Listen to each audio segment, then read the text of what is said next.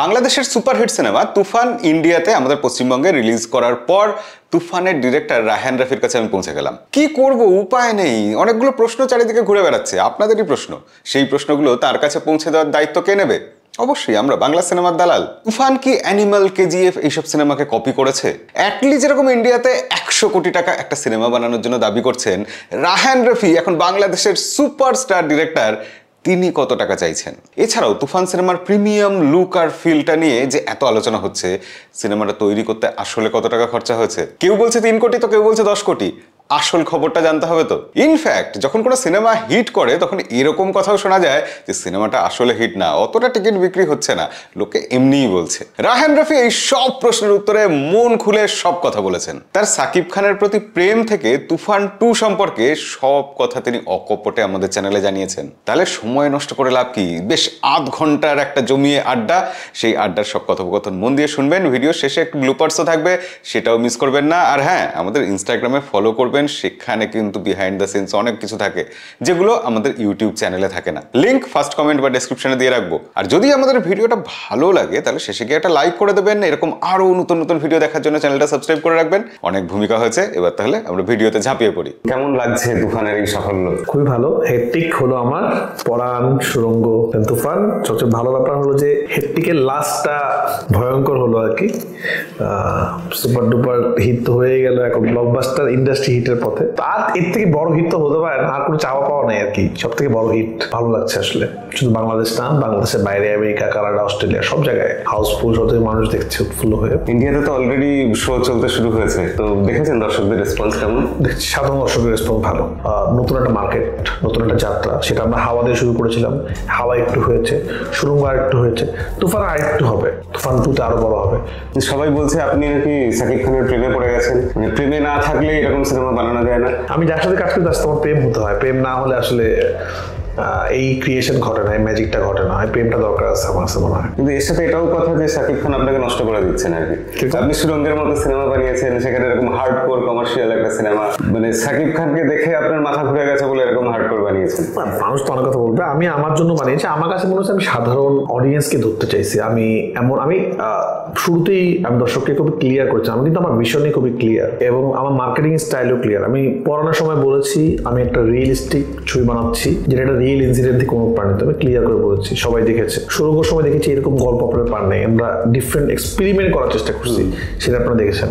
আমি তুফানের শুরুতে একবারও কিন্তু বলি না দিস ইজ এক্সপেরিমেন্টাল ওয়ার্ক, ভয়ঙ্কর গল্প দেখবেন। আমি একটা কথা বলছি, আমরা এবার অ্যানিমেল, পুষ্পা, কেজিএফ টাইপের ছবি বানাতে চাই। কেজিএফ, পুষ্পা টাইপের ছবি বানাতে আমি স্পষ্ট করে দিচ্ছি শুরুর দিন থেকে। আপনি যদি আমার ইন্টারভিউগুলো দেখেন, যেদিন আমি সিনেমা ঘোষণা দিচ্ছি মহরত হয়, সেদিনের ভিডিওতেও আছে যে আমি এই কথাটা বলেছি যে আমরা এবার ওইরকম ধরনের ছবি বানাতে চাই। তো আমি তো ঘোষণা দিয়ে নিচ্ছি যে আমরা কি অ্যাচিভ করতে চাই। এই যে ভয়ঙ্কর লেভেলের বক্স অফিস, এটা দিয়ে কি হবে, ইন্ডাস্ট্রিটা আগাবে। আজকে আমি সুরঙ্গ দিয়ে কিন্তু মাল্টিপ্লেক্সে সুপার ডুপার হিট করতে পেরেছি, আমি কিন্তু ম্যাচে ধরতে পারিনি। আমি ম্যাচকে কানেক্ট করছি এবার। মানে একটা এত বড় ছবির যখন বাজেট 10-12 দিনে উঠে যায়, এটা কিন্তু ভয়ঙ্কর ব্যাপার। তখন আমাদের ইন্ডাস্ট্রি বলে দেয় যে না, ইন্ডাস্ট্রি এখনো চলছে, ভালো ছবি হলে দেখে মানুষ।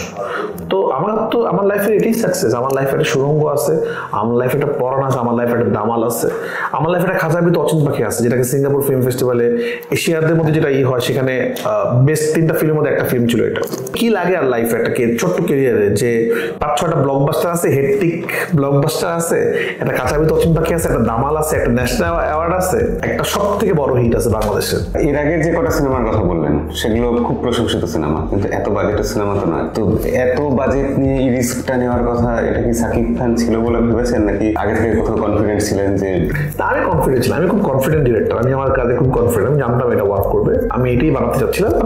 আমি সাধারণত স্ক্রিপ্ট লেখার পর আর্টিস্ট চুজ করি। আমি এটা ছবিটা লেখার পর আমি সাকিব খান ছাড়া কারোর নাম আমার কল্পনাতে আসে নাই, একমাত্র সাকিব খানের নামে কল্পনাতে আসছে। আমার মনে হচ্ছে এটাকে অ্যাচিভ করতে চাইলে সাকিব খানই পারবে আসলে। বাট এতটা আমি আশা করিনি। আমি ভাবছিলাম যে 2-3 মাস লাগবে রিকভারি হতে, বা কাছাকাছি হয়তো ছুটি হবে, বাট এইরকম লেভেলের ম্যাসিভ লেভেলের ব্লাস্ট হবে, বাংলাদেশের সব রেকর্ড ভেঙে দিবে, এটা আমরা আশা করিনি। গল্পের আইডিয়াটা কিভাবে ডেভেলপ করেন, কিভাবে ভাবেন যে এরকম একটা কমার্শিয়াল সিনেমা লিখছেন, সেটা কি দর্শকরা কিসে রেসপন্স করবে, এইভাবে আইডিয়াটা আসে না আগে আইডিয়াটা আসে তারপর সেই অনুযায়ী এক্সিকিউট করে? আমার হুট করে আইডিয়া আসে কি, যে আমি আমার সুরঙ্গ যখন পোস্ট করতেছিলাম, কলকাতাতে পোস্ট তখন আমি মাথায় ভাবছিলাম যে আমি একটা গ্যাংস্টার ছবি বানাবো, একটু কমার্শিয়াল ফরম্যাটে ছবিটা বানাবো ওই স্টাইলটাতে। তখন আমি প্ল্যান করছিলাম যে কি করা যায়।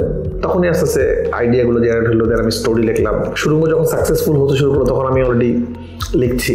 সবাই যেটা বলে বাংলাদেশে আমি নাকি দর্শকের মন বুঝতে পারি, বাংলাদেশে দর্শক কোথায় হাততালি দিবে। আমার জন্য কিন্তু বাংলাদেশের ছবি কেন আমরা বলছি দুই বাংলাকে আমরা এক করতে চাই। আপনি যদি আমাদের টাকা দেখেন, আমাদের পুলিশের ড্রেস দেখেন, সব কিন্তু বাংলাদেশি। আমাদের যে ফার্স্ট হাফটা এটা বাংলাদেশি মানুষ বেশি কানেক্ট করতে পারছে। কারণটা কি? ফার্স্ট হাফে যে ইন্ডাস্ট্রি গল্পটা দেখা হচ্ছে আমাদের বাংলাদেশের এক সময়কার ইন্ডাস্ট্রি, যারা একটু লাউড, যারা একটা ক্যারেক্টার ছিল জাম্বু, ইউটিউবে সার্চ দিলে পাবেন। জাম্বু মানে খুব হিট ক্যারেক্টার, সব সিনেমা ভিলেন থাকতো সে। বাংলাদেশে কিন্তু জাম্বু ওই ক্যারেক্টার যখন সবাই হাততালি দিছে, এবং যে নায়ক ক্যারেক্টারটা তাহলে হয়তো আপনারা কানেক্ট করতে কম পারবেন, কারণ এটা আমাদের বাংলাদেশের একটা কাল্ট ক্যারেক্টার। বাংলাদেশে ওই সময়কার নায়ক এরকম ছিল, ওভার শেম কাট ব্যাকআপ ওই টাইপের ওরকম ছিল, যেটা বাংলাদেশে খুব কানেক্ট করতে পারে। অনেক কিছু আমাদের দেশে মানুষ খুব বেশি কানেক্ট করতে পারছে, যেটা কিনা আপনাদের কাছে মনে হচ্ছে যে এই ক্যারেক্টারগুলো এরকম ভাবে কথা বলছে কেন। আমরা চেয়েছি আসলে ওই ধর ইন্ডাস্ট্রির লোকজন একটু লাউড। আমি ওই সব কিছু চিন্তা ভাবনা করি, আমি বাংলাদেশের যে কথা চিন্তা করি বেসিক, যেহেতু মার্কেটটা আমার ওখানে ম্যাক্সিমাম, ওটা চিন্তা করছি। দেন আমি গ্লোবালও চিন্তা করছি। আসলে গ্লোবাল চিন্তাটাও করেছিলেন? আমার মেইন জায়গাটা যেটা টার্গেট সেটা আগে চিন্তা করতে হবে। সিনেমার যে ট্রেলারটা আসলো, টিজারটা আসলো, সবাই খুব প্রশংসা করলো, তার সাউন্ড ব্যাকগ্রাউন্ড স্কোর খুব ভালো হয়েছে। যখন এটা করেন, ট্রেলারের পিছনে ব্যাকগ্রাউন্ড দেন, তখন কি আপনি সাউথের মিউজিক বা অন্য কোনো মিউজিক শুনে ইন্সপায়ার্ড হন বা ওদের মতো করবো ভাবেন? আমি একটা খুব সিম্পল কথা বলি, আপনি ভিডিও মেকিং করেন, আপনি আধ্যাত্মিকভাবে ভিডিও বানাতে পারেন না? আপনি 100টা ভিডিও দেখেন, দেখে চিন্তা করেন আমি এটা অ্যাচিভ করতে চাই, দেন ভিডিও বানান। আপনি এই লাইটগুলোতে এমনি আবিষ্কার হয় নাই। আপনি যখন একটা ভিডিও বানান, আপনি অনেক রিভিউয়ারদের দেখেন তার কি স্টাইলের কথা বলে, কি স্টাইল এডিট করে, যে কোনো কিছু ক্রিয়েশন আপনি 10টা দেখবেন, দেন আপনি আপনার মতো এটা বানাবেন। আমরা যে ধরনের সিনেমার কথা চিন্তা করছি সবগুলা বাজেট 200 কোটি 300 কোটি, শুটিং হয়েছে 200 দিন 300 দিন, পৃথিবীর বেস্ট টেকনিশিয়ানরা সেখানে কাজ করেছে। আমরা ছবি বানাই 5 কোটি 6 কোটি টাকা দিয়ে। 200 কোটি টাকার জিনিসটাকে অ্যাচিভ করতে চান, আপনি কি করবেন? আপনি চেষ্টা করবেন কাছাকাছি যাওয়ার জন্য, এটাই তো আমাদের সাকসেস। আর আমার কথা কি, যারা কিনা তুফান দেখে আমার যারা অডিয়েন্স, যারা আমাকে পছন্দ করে, তারা বলছে সুরঙ্গ মতো হয় না, সুরঙ্গ মতো তুফান হবে না। এটা আমি প্রথমে বলে দিয়েছি। আমি স্পষ্ট ঢোকার সময় বলছি যে এটা একটা কমার্শিয়াল সিনেমা, আপনি নাচতে যাচ্ছেন, আপনি এখানে ওইরকম ইমোশন পাবেন না। আমি ইমোশনের টাইমই দিই না, আমি বিল্ড আপই করি না ইমোশন। আমার তুফান 2 আছে। আমি কোন জায়গায় সাকসেস জানেন ভাই? আমি সাকসেস সেখানে, আজকে আপনার তুফান কলকাতাতে দেখুক কিংবা না দেখুক, তুফান ক্যারেক্টারটা এস্টাবলিশড। যেরকম রকি ভাই আছে, যেরকম পুষ্পা আছে, সেরকম তুফান একটা ক্যারেক্টার এস্টাবলিশ হয়েছে। মানুষ তুফান 2 জন্য ওয়েট করছে আসলে। এবং আমি অনেক কিছু ভাঙাই নাই, আমি তুফান 2তে দেখাবো বলে। আমার জায়গাটাতে আমি খুব ক্লিয়ার ছিলাম যে আমি আসলে কি বানাতে চাই। আমি আসলে এক্স্যাক্টলি এটাই বানাতে চেয়েছি, এবং আমি জানি এটা বানালে আমার ব্যাকফুটে কি হবে। আমার যারা অনেক বেশি সিনেমা দেখে তারা দেখে আমি একটু রিয়েলিস্টিক অ্যাপ্রোচে সিনেমা বানাই, আমার গল্পে এইটা থাকে, তো অবশ্যই এটা থাকবে না আমার গল্প। কারণ আমি এবার প্ল্যান করি বানাচ্ছি যে আমি আসলে এইটা ধরতে চাই, এবং কোটি কোটি মানুষ যেটা দেখছে তার মানে আমি সাকসেস আমার জায়গাটাতে। হ্যাঁ, সেটা তো অবশ্যই, মানে সাকসেস শেষ কথা বলে দিচ্ছে, এটা তো কোনো সন্দেহই নেই। এবং অসাধারণ তুফান সাকসেসফুল হয়েছে। কিন্তু এখন ব্যাপার যে ট্রেলার টিজার যখন দেখেছিলাম, প্রশ্নটা এই কারণেই আসলো যে সেটা আমাদের কোথাও মনে হয়নি যে কোনো জায়গা থেকে ইন্সপায়ার্ড, বা ওই মিউজিক শুনেও মনে হয়নি। কিন্তু সিনেমাতে কোনো জায়গায় একদম অ্যানিমেলের একটা মিউজিক। আমি একটা কথা বলি না, আমার প্রশ্নটা যে আপনি সচেতন ভাবে করে, একদম সচেতন ভাবে করেছি। দেখেন, প্রথম কথা কি, আমি একটা জায়গা থেকে ঠুকলাম, আমি কিন্তু ওই সিনেমার নাম উল্লেখ করবো না কখনো। আমি নাম উল্লেখ করবো না কখনো। আমি শুরু থেকে আমার ইন্টারভিউতে বলছি যে আমি এই ধরনের সিনেমা অ্যাচিভ করতে চাই, এবং আমি হাইলি ইন্সপায়ার্ড প্রশান্ত নীল। এটা আমার এডিটিং স্টাইলে দেখবেন, তুফানের যে এডিটিং স্টাইলটা কাইন্ড অফ কেজিএফ টাইপের। তো আমি বুঝে শুনে আমরা ইন্সপায়ার হয়েছি, তারা কোনো কোনো জায়গায় ইন্সপায়ার হয়েছে, জন্মের থেকে তারা কিছু ইন্সপায়ার হয়েছে। এই যে আপনার যে সিনেমাটা এখন খুব ভালো যাচ্ছে, ইন্সপায়ার হয়েছে। এখন আমাদের ইন্সপিরেশনটা কি হচ্ছে, কাছাকাছি হয়তো কিছু জায়গায় লাগছে। আপনারা যদি খেয়াল করবেন, অ্যানিমেলের যে মিউজিকটা আমরা ইচ্ছা করে দিয়েছি কেন জায়গাটাতে, অ্যানিমেলের ওই টাইপের মিউজিকটা কোথায় ইউজ হয়েছিল, যখন রণবীর কাপুর হাঁটতে থাকে, সোয়াগ। আমাদেরটাই আপনি দেখবেন, খেয়াল করে দেখবেন, এমন সময় মিউজিকটা আসে, আমি ইচ্ছা করে মিউজিকটা পাঞ্চ করছি। কিন্তু শাহিদ খানের চেহারা কিন্তু এই মিউজিকটা আসে না। এটা ফজলুর রহমান বাবু তুফান ক্যারেক্টারটা যখন এগ্রেসিভ হয়ে ওঠে, আপনি খেয়াল করবেন অ্যানিমেলের ক্যারেক্টারটা কি ছিল, রণবীর কাপুর এগ্রেসিভ, খুব এগ্রেসিভ। তুফান আপনার সিনেমা দেখেছেন কাউকে, আপনি কানেক্ট করতে পারবেন, আপনি খুব সুন্দর করে কানেক্ট করবেন। ওই শুধুমাত্র সিনেমার ওই মিউজিকটা খুব সিমিলার, আর কোনো মিউজিক এক্স্যাক্টলি সিমিলার না। ওইটা আমি এক্স্যাক্টলি সিমিলার রাখছি, কারণ এই প্রশ্নটা ওঠানোর জন্য। কেন রাখছি, এটা ট্রিবিউট দেওয়া হয়েছে এরকম করে। আমি আপনাকে খুব ক্লিয়ার করে বলি, অ্যানিমেলের ক্যারেক্টার খুব এগ্রেসিভ ক্যারেক্টার। রণবীর কাপুরের চরিত্রটা খুব এগ্রেসিভ, সে খেপে যায়, হঠাৎ করে গার্লফ্রেন্ড কথা বলতে হঠাৎ করে রাগ করে ফেলে। তুফানের যে সিনের আগে এই মিউজিকটা আসছে, আপনি খেয়াল করবেন, সে একটা এমপির সাথে কথা বলতেছিল যে এই প্রবলেম, সেই প্রবলেম, থাম করে তাকে মারা শুরু করে, ক্যারেক্টার শিফটিং। অ্যানিমেলের ওই মিউজিকটা ছিল যখন রণবীর রণবীর কাপুর তার দুলাভাইকে মারে, তখন মারে, ওই সময় সিনটা ছিল। স্কুল তুফানে কোনো মৃত্যু সিনের সময় সিন রিলিজ করিনি। আমি যেটা শুরু করেছি ওই সিনটা ইন্ট্রো হওয়ার সময় অফ হয়ে গেছে। আমি বোঝানোর চেষ্টা করছি এক্স্যাক্টলি আমি ওই জায়গাটা থেকে ইন্সপায়ার হয়েছি, দেন আমি মিউজিকতে বোঝানোর চেষ্টা করছি আমি এটা করতে চাই। কেজিএফ এর এডিটে আমি হাইলি ইন্সপায়ার, আমি বারবারই বলেছি আমরা কেজিএফ এবং পুষ্পা অ্যাচিভ করতে চাই। তো আমার ওই স্টাইলটা ভালো লাগছে যে কাট কাট কাট। আমার কাছে মনে হয় না এটা কোনো রকমের অন্যায়, যেটা আমি বারবার বলতেছি যে আমি এক্স্যাক্টলি এটা বানাতে চাই, এক্স্যাক্টলি এটা বানাতে চাই। এখন আপনি যদি যে বলেন যে এটা কেন হইলো, তাহলে আমার কোনো উত্তর নাই আসলে। কিন্তু আমার কথা আমি খুবই পরিষ্কার, না আমি আপনার কথা বলছি, সবাইকে বলছি যারা কিনা খুবই অল্প মানুষ এটা বলছে। তারপর আমি কি করি, আমার যারা অডিয়েন্স আমি সবাইকে শ্রদ্ধা করি, সবাই ভালোবাসা আছে। কারণ যেই লোকগুলা ভালো বলছে না, এরা আমার আগের ছবিকে সব থেকে ভালো বলছে, বেস্ট ছবি বলছে, এদের মধ্যে আমার কোনো আক্ষেপ নাই, কিন্তু তারা আমাকে ভালোবাসে, ওন করে। রায়হান রাফি কেন এটা বানালো, কিন্তু রায়হান রাফি আসলে এটা বানাতে চাইছে। আসলে আমার আগে কোনো সিনেমা নিয়ে এই রেকর্ড নাই, তো আমি এবার বুঝে শুনে দায়িত্ব নিয়ে এটাই বানাতে চেয়েছি আসলে, যে আমি এই এডিটটাই করতে চাই, কারণ আমার সেটা ভালো লাগছে আসলে, আমি এটা অ্যাচিভ করতে চাই। 100% তো পারবো না, অল্প বাজেট ছবি, চেষ্টা করছি যতটুকু পারা যায় আসলে, এবং যতটুকু করছি বুঝে শুনে করছি আসলে। তখন বাজেটটা এক্স্যাক্টলি তাহলে কত ছিল? ধরেন আনুমানিক ইন্ডিয়ান টাকা 5 কোটি টাকা, 5-6 কোটি টাকা হবে। আচ্ছা, সেখানে তো সাফল্যটা মানে মাত্রা ছাড়িয়ে গেছে। আপনি ওই চিন্তা করে সিনেমাটা দেখেন যে 5 কোটি টাকা দিয়ে আমি কি অ্যাচিভ করার চেষ্টা করছি। অবশ্যই প্রিমিয়াম লুক ফিল আমরা সারাক্ষণই পেয়েছি, এটা তো মানতেই হবে। কিন্তু একটা জিনিস আবার প্রশ্নটা আসলে প্রশ্নগুলো আসছে এখান থেকে, একদম এই প্রশ্নগুলো আছে কোথাও না, অবশ্যই আমরা এই প্রশ্নগুলো আপনার কাছে পৌঁছে দিচ্ছি যাতে লোকে আপনার বক্তব্যটা জানতে পারে, এই মাঝখানের যে গ্যাপটা সেটা যাতে চলে যায়, তার জন্যই এরকম ইন্টারভিউ করা। না একদম আমি এই জন্য খুব স্বাচ্ছন্দ্য বোধ করতেছি উল্টাতে। আচ্ছা, বাংলাদেশে কি নায়িকার অভাব হয়েছে? এই যে মিমি চক্রবর্তীকে নিলেন, কারণ আমার 2টা নায়িকা দরকার ছিল আসলে, একজন নাবিলা, একজন ইয়ে। তো আমার কাছে মনে হলো যে এক কাজ করি, আমার সাকিব খানের সাথে কাজ করে নাই, আমার নায়িকা লাগবে, মানে নায়িকা পার্সোনালিটি আছে এমন একজনকে নিতে চাইছিলাম। আবার এমন একজন নিতে চাচ্ছিলাম যে আগে সাকিব ভাইয়ের সাথে কাজ করে নাই। সবকিছু মিলে ব্যাটে বলে মিমির সাথে আমার ভালো লাগলো। আর এই যে এত কম বাজেটে সিনেমাটা শুট হয়েছে, কি করে অ্যাচিভ করলেন? রহস্যটা কি? প্যাশন থেকে, আমাদের সবার প্যাশন ছিল আমরা এটা অ্যাচিভ করতে চাই। আমার মনে আছে যখন এখানেও আমরা প্রিপারেশন করছি এই রুমে, আমি যখন একটা স্লাইড দেখাচ্ছিলাম যে এইটা অ্যাচিভ করতে চাই, সবাই বলছে কিভাবে সম্ভব ভাই, ওটা 300 কোটি টাকা সিনেমা। বলছে ভাই আমরা এটাই পারবো, আমরা অ্যাচিভ করবো, আমার এই গাড়িটাই লাগবে। আমরা চেষ্টা করছি। আমি দর্শককে এটাই বলতে চাই যে আপনারা প্যাশনটাকে ভালোবাসেন। একদিনে আমরা পারবো না ওটা ছুতে, আমরা ট্রাই করছি, এটাকে আপনারা সাধুবাদ জানান। ট্রাই করছি আমরা। একটা সিনেমা বানানো কঠিন কাজ, এই ধরনের সিনেমা বানানো আরো কঠিন। মাত্র 30 দিন শুটিং করছি কিন্তু আমরা, অনলি 30 ডেজ। তারপর আমরা এটাকে প্রডিউসারকে ব্যবসা দিচ্ছি যেন আরেকটা সিনেমা হয়, এবং তুফান ক্যারেক্টারটাকে মানুষের মধ্যে নিয়ে গেছে। আপনি তুফান দেখেন আর না দেখেন, তুফানের নাম কিন্তু কোকাটা সবাই জানে, বাংলাদেশ তো জানেই সবাই, নামটা জানে, ক্যারেক্টারটা কিন্তু স্টাবলিশ। তুফান 2 আরো ভয়াবহ ব্যবসা করবে, কানাডার কাছে রকি থাকতে পারে, তারপরে ওদের কাছে পুষ্পা থাকতে পারে, আমাদের কাছে কিন্তু তুফান আছে। তো এটা বাংলাদেশের অনেক বড় শক্তি, এটা ক্যারেক্টারের নাম আছে। তুফান 2 আরো ভালো হবে, অবশ্যই তুফানটা আমি আরো ভালো বানানোর চেষ্টা করবো। আমরা সবাই তো রায়হান রাফির সিনেমা দেখি, আপনি এত ভার্সেটাইল ডিরেক্টর একজন, আপনি কি দেখেন? আপনি কার সিনেমা দেখেন? সিনেমা দেখেন? আমি সবার ছবি দেখি। আমি প্রশান্ত নীলের অনেক বড় ফ্যান, আমি শান্তি প্রীতি ভাঙ্গার অনেক বড় ফ্যান। আমার ওনার এডিটিং স্টাইল খুব ভালো লাগছে। এনিমেলের ক্ষেত্রে কিন্তু সেম, এনিমেল যখন ব্লকবাস্টার, কিন্তু ক্রিটিক্যালি কিন্তু একদমই এনিমেল সাকসেসফুল ছিল না, সবাই এটা সমালোচনা করেছে। যদি উনি খুব এগ্রেসিভ উত্তর দিচ্ছে, সেটা আমার ভালো লাগে না। আমি এগ্রেসিভ উত্তর দিতে চাই না। আমি সবাইকে আমার সিনেমা যে সমালোচনা করে তাকে আমি ভালোবাসি, তার প্রতি শ্রদ্ধা আমার আছে, সে আমাকে ভালোবাসে বলে করে। আমি আমার সাধারণ অডিয়েন্সকে শ্রদ্ধা বোধ করি, আমি সবাইকে সম্মান করি, আমি সবাইকে বলি আমি সামনে আরো ভালো বানানোর চেষ্টা করবো, কারণ আমি তো এটা করে বাঁচবো, এটাই বানাতে চাই। আমি সামনে আরো ভালো বানাবো ইনশাল্লাহ, আমি চেষ্টা করবো ভালো বানাতে। আমার সবার প্রতি শ্রদ্ধা বোধ আছে, আমি কোনো সময় মন খারাপ করি না। আচ্ছা কেন? হ্যাঁ, ইন্টেনশনালি কেউ বললে অবশ্যই খারাপ লাগে, ইন্টেনশনালি যদি কেউ না বলে আমার কারোর প্রতি আক্ষেপ নাই, আমি আক্ষেপ থাকে না। আমি খুশি হই আরো এই করলে। আমার অনুরাগ কাশ্যপকে খুব পছন্দ, এরকম অনেক সিনেমা দেখেছেন বা দেখেন? সব বাকি নেই কোনো সিনেমা দেখা, সবই দেখি। আচ্ছা, রিসেন্টলি আমাদের এখানে যে কালকি বেরিয়েছে, কালকি দেখেছেন? দেখতে পাইনি, তুফানের জন্য দেখতে পাইনি। তুফানের মধ্যে আসি আমি, আমেরিকাতে গিয়ে দেখবো, হয়তো ওখানে দেখবো, একটা বড় স্ক্রিনে দেখবো। প্রভাসকে কেমন লাগে আর কি? আপনার পছন্দের হিরো?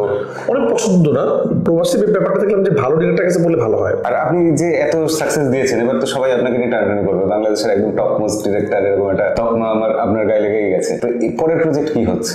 আরো বড় কিছু অ্যাচিভ করতে চাই, আরো বড় স্বপ্ন দেখছি, সেটার প্ল্যান চলছে। খুব তাড়াতাড়ি জানাবো। রিউমারে কাজ দিবেন না কেউ, আমি কি করবো সেটা আমি জানাবো। মানে জিতের সাথে আসছে না রিউমারে? এই যে জিতের সাথে আপনি পরের প্রজেক্ট হচ্ছেন? না, জিদ্দার সাথে আসতে পারে, দেবদাসের সাথে আসতে পারে, সাকিব খানের সাথে আসতে পারে, অন্য নায়কের সাথে আসতে পারে, চন্দ্র চৌধুরীর সাথে আসতে পারে। সাসপেন্স থাকুক, সবাই ইনক্লাইম্যাক্স আগে দেখে ফেলতে চায়। একটা সিনেমা হুট করে বললে শুরু হয়, অনেক প্ল্যান থাকে। জিদ্দা অনেক বড় স্টার, তো আমি জিদ্দার সাথে প্ল্যান করলে অনেক বড় করে করবো, সুন্দর করবো, হতেও পারে। অনেকের সাথে আলাপ আলোচনা হচ্ছে, প্ল্যান হচ্ছে। একটা ডিরেক্ট আমার কাজ সিনেমা বানানো, আর্টিস্টদের কাজ অভিনয় করা। তো ডিরেক্টর সাথে আর্টিস্ট সবসময় প্ল্যান করবে, কথা বলবে, কথা বললেই হয়ে যায় না। তো হতেও পারে, নাও হতে পারে, যাই হবে লাস্ট কিছু হবে ইনশাল্লাহ। না, গল্প কি রেডি? আপনি তো গল্পটা আগে লিখে ফেলেন। গল্প রেডি, কোন কি বানাবো, অনেকগুলো গল্প রেডি, কি বানাবো এখন ডিসাইড করিনি, সামনে চিন্তা করছি এখন। আমি যেটা করি, আমার যখন সুরঙ্গ সাকসেসফুল হচ্ছিল, আমি সুরঙ্গটা এনজয় করি, আমি সাকসেসটা এনজয় করতে চাই। আমার কাছে মনে হয় সাকসেসটা আমার কাছে ফুয়েলের মতো মনে হয়। গাড়িতে এরকম তেল লাগে, এই ফুয়েলটা আমাকে অনেক ইন্সপায়ার করে পরের ছবিটা ভালো বানানোর জন্য। পড়ানো সেম হয়েছে, আমি খুব এনজয় করছি পড়ানোর সাকসেসটাকে। আমি হলে যাই দেখি সিনেমা, মানুষের সাথে দেখি, লুকায় লুকায় দেখি মানুষের এক্সপ্রেশন, এটা আমাকে অনেক ভালো লাগা দেয়। তো এখন সাকসেসটা এনজয় করতেছি, 2-1 দিনের মধ্যে সাকসেস থেকে বের হয়ে যাবো, বের হয়ে যায় নতুন সিনেমা প্ল্যান করবো। অনেকগুলো প্ল্যানিং আমি করছি, সামনে আস্তে আস্তে ঘোষণা দিব। তুফান 2 বানাবো, আরেকটা সিনেমা বানানোর প্ল্যান আছে। তো যাই হোক, আরো ভালো বানানোর চেষ্টা করবো, আরো ভালো জিনিস করার চেষ্টা করবো ইনশাআল্লাহ। সেটাও নিশ্চয়ই নতুনত্ব কিছু হবে। আমরা ধারাবাহিকভাবে আমি যেটা করছি, আমি মানে অন এয়ারের আগে বলছিলাম যে মানে একটা ডিরেক্টর কিন্তু একটা জিনিস যখন হিট হয় তখন সে রিপিট করে। সেটা অনেক ডিরেক্টর রিপিট করতেছে, সেই সেম জিনিসটাকে রিপিট করতেছে। এটা বড় বড় আমার প্রিয় ডিরেক্টর পোর্শন নিয়ে কিন্তু রিপিট করছে, সালারে কিছু জিনিস লুক অ্যান্ড ফিল রিপিট করছে, যেটা সমালোচিত হয়েছে। আপনি সন্দীপ বাংলা রিপিট করছে, এগ্রেসিভ টেস্ট রিপিট করছে, ক্যারেক্টার কিন্তু সিমিলার। আপনি আমার চরিত্রগুলো দেখেন, পুরামন্টু, সিয়াম, তারপর দহন, দামাল, পরাণ, সুরঙ্গ, তুফান, এক একটা ক্যারেক্টার, এক একটা সিনেমার চরিত্রে এক একটা ধরনের মোটিভেশন। আমি নিজেকে রিপিট করি, আমি সাকসেস রিপিট করি নাই। আমি পরাণ হিট হওয়ার পর আমি ভাবতে পারতাম যে ঠিক আছে রিয়েল স্টোরি খাচ্ছে, আমি আরেকটা রিয়েল স্টোরি বানাই, রিয়েল স্টোরি তো অভাব নেই, আরেকটা রিয়েল স্টোরি বানাই ফেলি। আমি সুরঙ্গ হিট হওয়ার পর চিন্তা করি ব্যাংক ডাকাতি তো ভালোই খাইলো, আরেকটা ব্যাংক ডাকাতি বানাই। আমি বানাইছি তুফান, আমি তুফানের পর অন্য কিছু বানাবো। আমি এক্সপেরিমেন্টটা করতে চাই, নিজের সাথে চ্যালেঞ্জ নিতে চাই। আসলে আমি তুফান 2 বানাচ্ছি, তুফানের গল্পের এই গল্পটা একটা পার্টে হবে না, এটা 2-3টা পার্ট লাগবে। কারণ আমি অনেক জাম করে গল্প বলছি, সেই গল্প অনেক ফিনিশিং আসবে। চন্দ্র চৌধুরী কোত্থেকে আসলো, তুফানকে আরো অনেক ডিটেল আসবে, অনেক কিছু আমি জাম করে ফেলেছি। ফার্স্ট পার্টে অনেক কিছু আমরা দেখাই নাই। আমি কিন্তু বাংলাদেশের ইন্টারভিউ দেখছেন কিনা আমি এটা কথা বলছিলাম, তুফান পার্ট 1 টেইলার। আচ্ছা, তুফান তো আসলে বুঝছো কিনা, এটা কিন্তু আমি বুঝে শুনে বলেছি আসলে যে এটা টেইলার। তা কিন্তু এরকম করি নাই যে তুফান 2 ঘোষণা দিতে হবে, লাস্ট একটা সিন শুট করে তুফান 2। আমরা তুফান 2 স্ক্রিপ্ট শুট শেষ করে তুফান 1 বানাইছি। আমাদের স্ক্রিপ্টই রেডি, ফাইনাল লক। তুফান 2 আমরা কি করবো, তুফান কোথায় যাবে, এই আমার গ্রাফট। একটু আমি শুরুতে দেখাবো, একটু আমি শেষে দেখাবো। তো আমরা খুবই ক্লিয়ার, আমরা একটা ফ্র্যাঞ্চাইজি তৈরি করতে চেষ্টা করছি এবং খুব প্ল্যান করে করার চেষ্টা করছি যে তুফান 2 এই হবে, তুফান 1 এটা হবে। পার্ট 1 দেখছি, পার্ট 2 দেখলে আমার আরো কনফিউশন চলে যাবে সব। চঞ্চল চৌধুরীকে কি ওই জন্যই একটু রিজার্ভ করে রেখেছেন? সবাই বলছে আরো ক্যারেক্টারটা বড় হলে। এটা তো বলবে, দেখেন একটা ফিল্ম মেকার, সিনেমা ফিল্ম মেকারের হবে, আমরা ভিডিও থেকে আপনার মতো হয়। তো আমি যতটুকু দেখাইতে চাই, দর্শক তো বলবি একটু হলে একটু ভালো হইতো। আমার কাছে মনে হচ্ছে একটু কি ভালো, আমি তুফান 2 জন্য রেখে দিচ্ছে অথবা অন্য জন্য রেখেছে। আমার যতটুকু প্ল্যান আমি চাইছি ওখানে আমার তো চতুর্থ আসুক, ভালো জিনিস একটু কমই ভালো। হ্যাঁ, সেটা অবশ্যই। তো আমরা ট্রেলার রিভিউ করার সময় একটা জিনিস নোটিস করেছিলাম, সিংহের সিম্বল দেখানো হচ্ছে, তুফানের বাড়িতে সিংহের সিম্বল। এটা কি পাওয়ার বোঝানোর জন্য আপনি এটা সচেতন ভাবে করেছেন, নাকি এগুলো জাস্ট সিনেমার ফ্লোতেই চলে আসে? না, অবশ্যই পাওয়ার বোঝানোর জন্য। সিংহ, আপনি এই ধরনের ক্যারেক্টারকে আমরা সিংহের সাথে তুলনা করেন, বাঘ আর সিংহ, খুব সিম্পল। আর কোন ক্যারেক্টার, মানে আমি তো অন্য কোনো ক্যারেক্টার। তো এই ধরনের মানুষ পাওয়ারফুলকে মানুষ কি বলে, বাঘ অথবা সিংহ। এবং ডায়লগ আসছে না তুমি বাঘ না সিংহ। যেমন একটা গডফাদারকে যদি কেউ প্রশ্ন করে তুই কি চাস, সে কি বলবে, সারা দেশ।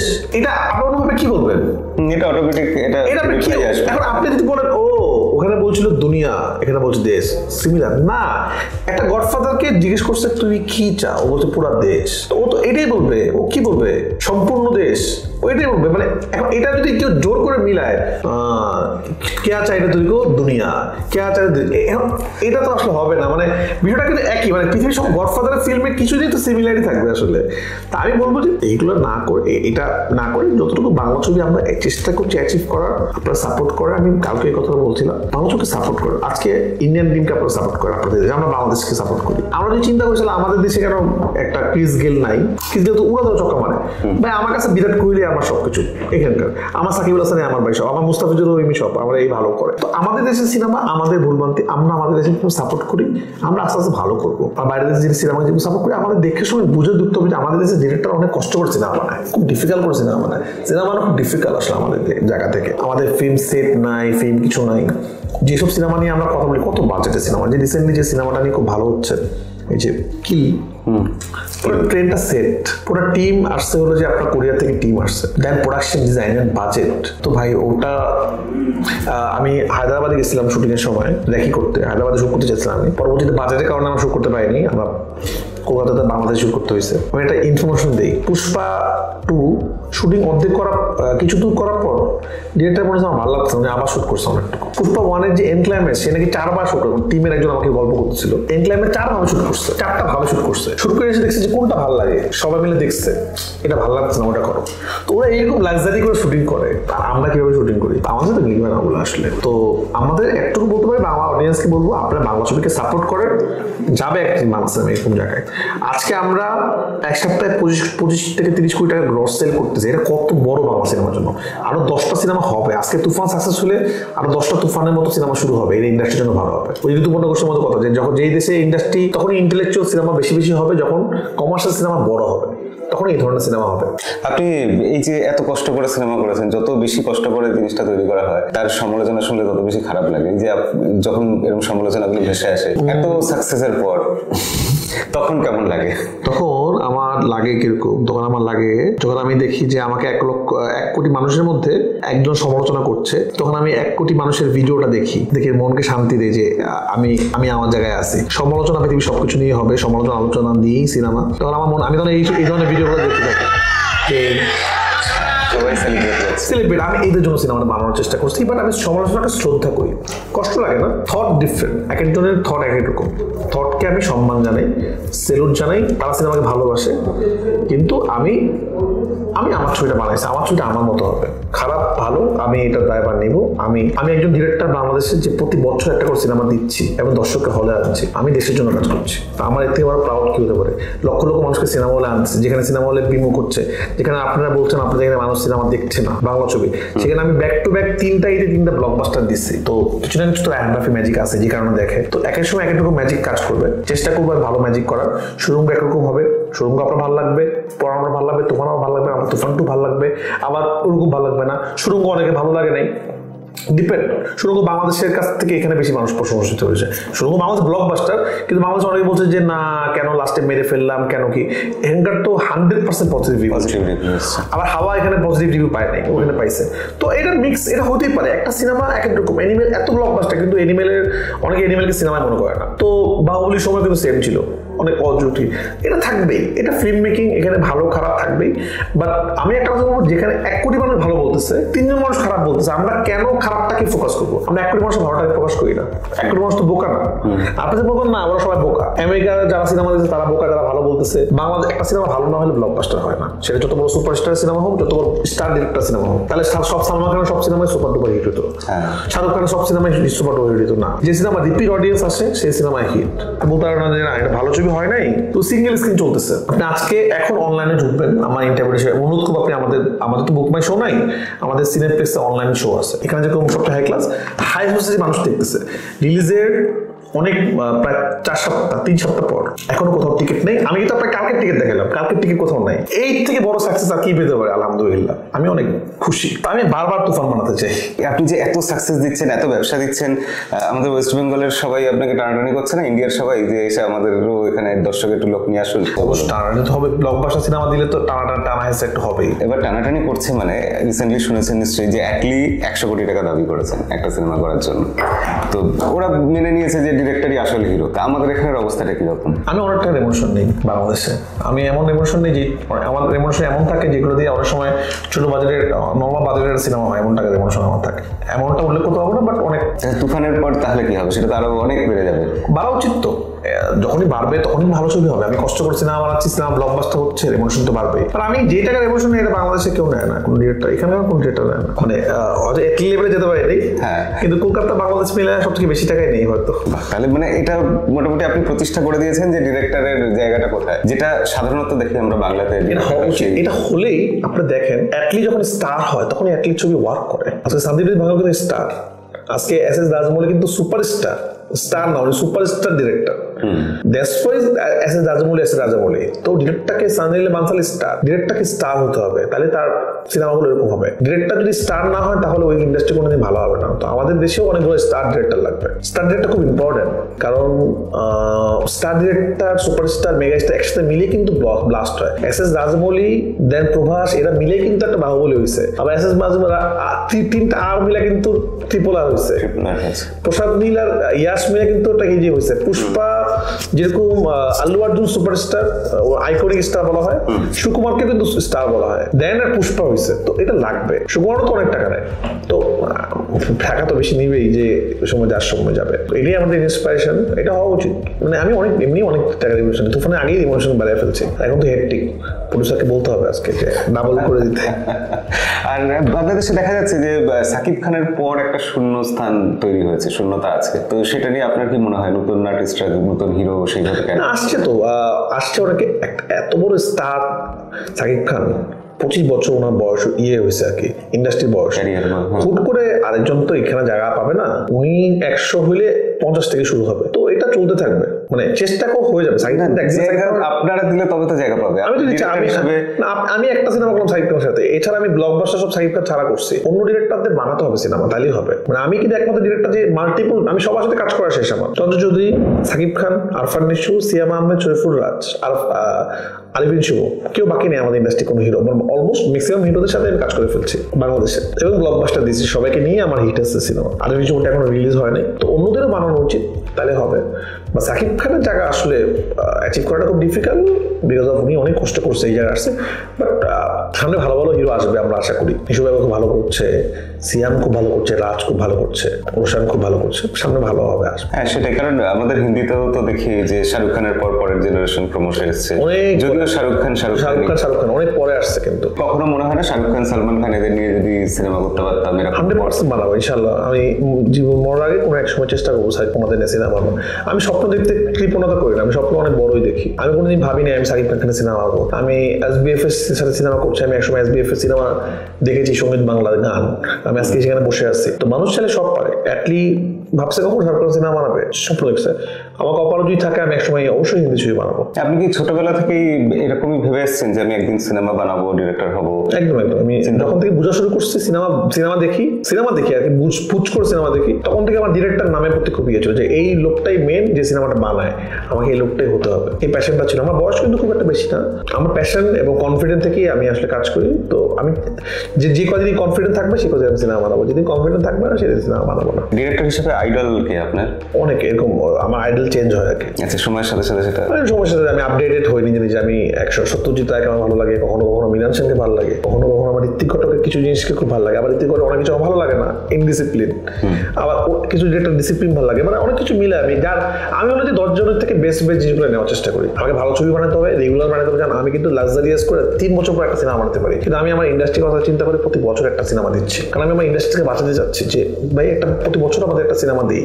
একটা সিনেমা হিট হলে কিন্তু শুধুমাত্র ডিরেক্টর আর প্রডিউসার লাভ হয় না, সিনেমা হলের সামনে ঝালমুড়ি আলাদা কিন্তু লাভ হয়, ইউটিউবারদেরও লাভ হয়, সংবাদপত্র লাভ হয়, প্রত্যেকটা মানুষ সুবিধা হয়। একটা সিনেমা ব্লকবাস্টার হওয়া মানে অনেকগুলো ফ্যামিলির বেড়ে যাওয়া। তো এটা একটা দেশের ইকোনমির জন্য খুব ভালো। তো আমি দেশের জন্য কাজ করার চেষ্টা করছি, বাংলার জন্য কাজ করার চেষ্টা করছি। একসময় অবশ্যই কমার্শিয়াল সিনেমা যখন বাংলার গবেষণা হবে, তুফানের নাম তখন আসবে যে তুফান একটা সিনেমা যে বাংলাদেশ স্কেলটাকে একটু বড় করছে। আপনি তো চেষ্টা করছেন, আপনি একা হাতে চেষ্টা করছেন এরকম লাগছে। বাকি ডিরেক্টররা কি করছেন? আপনার কম্পিটিশন কি নেই? আপনার কি মনে হয়? অবশ্যই কম্পিটিশন তো আছেই, কম্পিটিশন সাথে হয় না। সবাই চেষ্টা, আরো সামনে ডিরেক্টর চেষ্টা করছে, সামনে অবশ্যই ভালো ভালো সিনেমা আসবে। এখানকার অনেক ভালো ভালো ডিরেক্টর আছেন, তারা চেষ্টা করছেন, বাংলাদেশি ডিরেক্টর চেষ্টা করছেন, হয়ে যাবে, খুব তাড়াতাড়ি হয়ে যাবে। আপনারা একটু সাপোর্ট করেন বাংলা ছবিকে, এটা আমি আপনাদের মধ্যে রিকোয়েস্ট। হ্যাঁ, আমরা তো সবসময় সাপোর্ট করি। কালকে আমি যে টি শার্টটা পরে ঘুরে বেড়াচ্ছিলাম তাতে সেটাই লেখা ছিল। হ্যাঁ, আপনারা আরো বেশি সাপোর্ট করো, আরো বেশি ভালোবাসা উচিত। মানে বাংলা ছবিকে দেখার সময় আপনারা বাংলা ছবি হিসেবে দেখা উচিত। একটু হয়তো দেখেন আপনারা, আমার মনে হয় একটু দেখা উচিত। এখানে আমার ভিশনটা এরকম যে সিনেমাটার ত্রুটিগুলো নিয়ে আলোচনা হলে তবেই তো সেটা পরে গিয়ে, কিন্তু আপনি ত্রুটিগুলো নিয়ে আলোচনা করতে গিয়ে যদি সিনেমা দর্শক কমায় দেন, তখন তো এরকম সিনেমা তৈরি হবে না। তাহলে আপনি প্রথম সিনেমা দেখার পর একটা নিয়ে আলোচনা করেন, সিনেমা রিলিজের 1 মাস পর দেন আপনি ও ত্রুটিগুলো নিয়ে আলোচনা করেন। কারণ আপনি যখন আলোচনা করছেন আপনার উদ্দেশ্য তো সৎ, বাংলা সিনেমা ভালো হোক, কিন্তু যদি আপনার এইটা শুনে যদি একটা দর্শক কম যায় তখন তো এই সিনেমাটা আর হবে না। আপনি এমন সিনেমা ক্রিটিসিজম যার মধ্যে কিচ্ছু নাই, যে সিনেমাটা ধ্বংস করে দিচ্ছে ইন্ডাস্ট্রি। কিন্তু একটা সিনেমাতে কিছু অংশ ভালো থাকে, আপনি প্রথমে একটা রিভিউ করলেন, আপনি বললেন যে আমি বিস্তারিত কথা বলবো, 1 মাস পর সিনেমা যখন হল থেকে নেমে গেলো তখন আপনি একদম ডিটেইলে কথা বলেন, তাহলে ওই সিনেমা ব্যবসায়ী ক্ষতি হবে না। যেহেতু আমাদের ইন্ডাস্ট্রির অবস্থা এখন খুব ভালো না, এভাবে করা যেতে পারে আমার পরামর্শ। দেখেন আপনারা কি করবেন। আপনি তো অবশ্যই খুব ভালোভাবে নিশ্চয়ই পরামর্শটা দিচ্ছেন, এটা নিয়ে কোনো সন্দেহ নেই।